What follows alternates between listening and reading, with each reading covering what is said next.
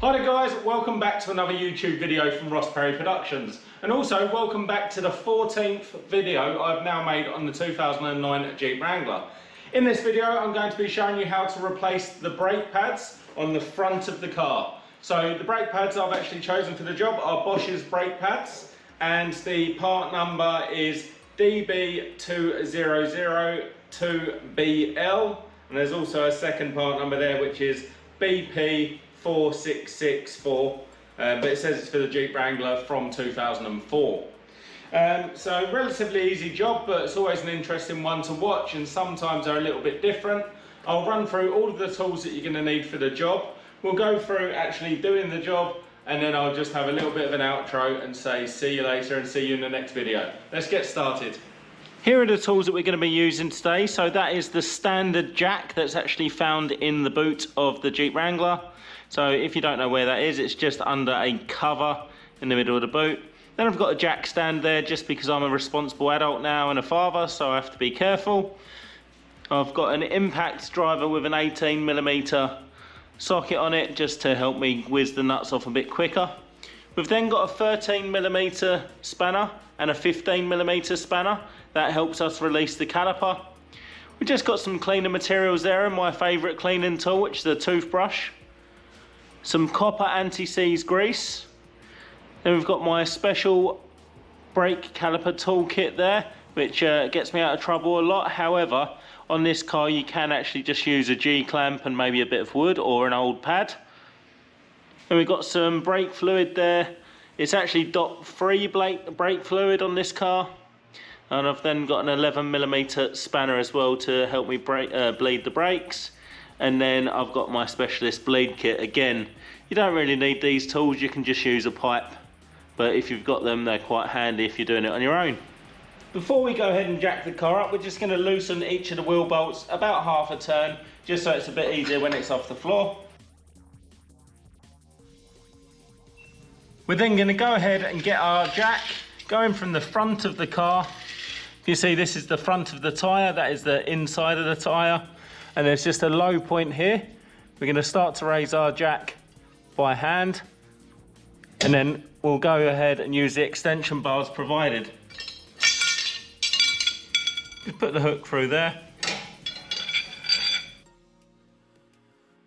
You only need to make sure you've got your wheel just off the floor, and I'll take that out and I'm just going to pop a jack stand behind. Once you're happy that's safe and secure, you can just go ahead and remove the wheel.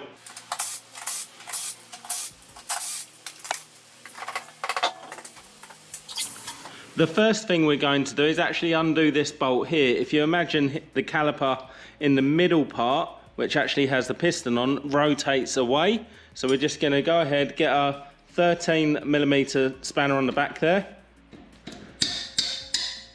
Start to undo it. And then what you find is the next one starts turning, so we get our 15mm on that. And then we just go ahead and undo that all the way. So you want to take this one all the way out, which looks just like that. And then what we're going to do is just undo the one bolt down the bottom in the same position, just maybe a quarter of a turn.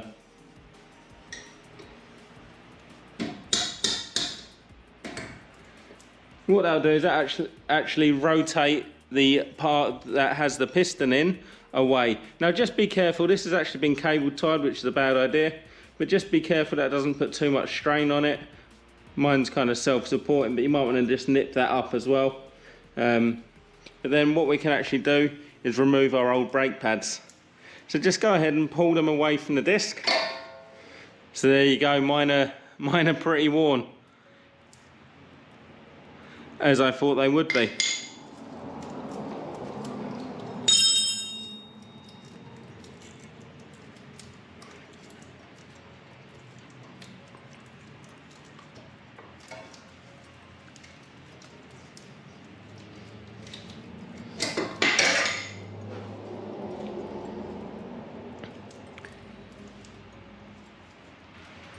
Now I've actually supported the piston here just so it's not pulling too much on this cable here. And now I've got my favourite tool, which is the toothbrush. I'm just going to start cleaning some of the components. So if you clean the top, bottom rails, they're actually not too dirty here. And then I'm going to go ahead and clean all the way around the piston. I actually don't even think I need brake cleaner on this. And then I'm just going to give all this a clean, just get rid of any loose dust. So bear in mind you've got this on the back as well. So just spend, I don't know, 5, maybe 10 minutes just giving it a good clean. The cleaner you get it, the better the pads are going to slide around. So let's get going.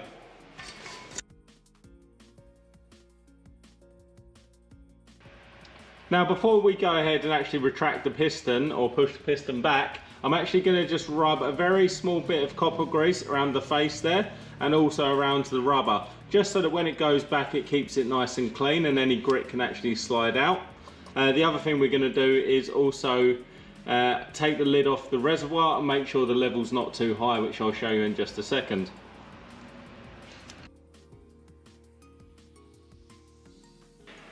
Here's our combined brake and clutch reservoir over the left hand side of the engine bay when you're looking from the front. We're just going to go ahead, take the lid off and check the levels. Now mine's really high because I've actually done the other side of the car already.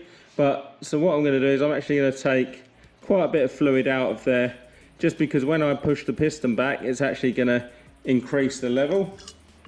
Don't need to take out too much, but just keep an eye on it when you push the piston back.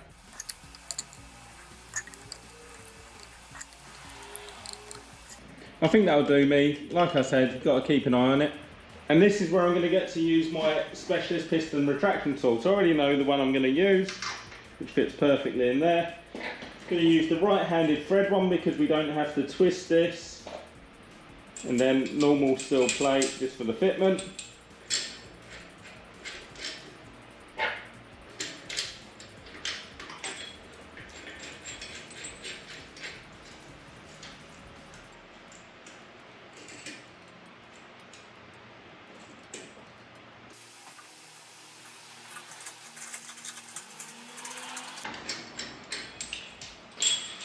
I'm now going to quickly compare the new pads versus the old pads. You'll notice that one's got a tab on it.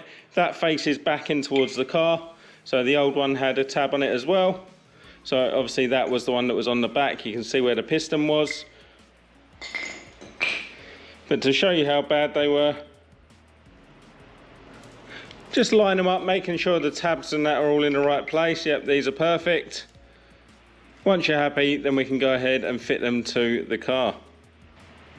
I'm going to fit the front one first just so you can see how I do it. You basically get it twisted in just so you get that front lip in, and you rotate it round and push it close into the car.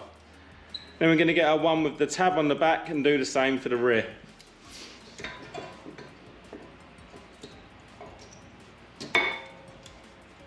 Pushing them right up tight against the disc. At this stage you might want to put a tiny bit more copper grease just on the face of the piston where it's going to actually make contact with the brake pad itself. Not too much, you really don't need much. And making sure, of course, you don't get any anywhere else. And now it's time to just rotate the caliper back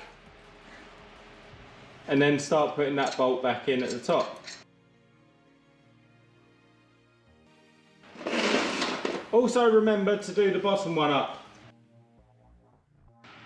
Now if you go and tap on the brake inside the car, you'll actually centralise the brakes.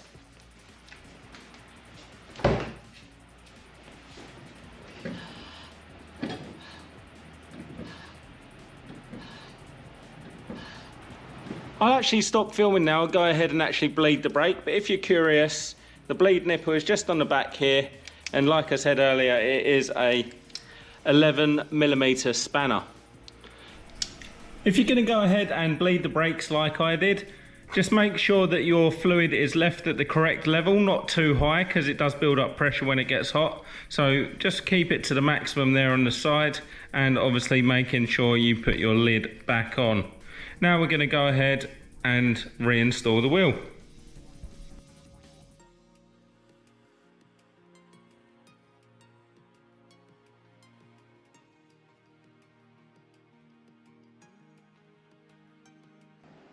And there we go, that concludes my 14th video on the 2009 Jeep Wrangler, showing you how easy it is to remove and replace the front brake pads on the car. Now I hope you found that video helpful. If you did, please go ahead, give me the thumbs up, leave a comment down below, check out some of my other videos and subscribe to my channel.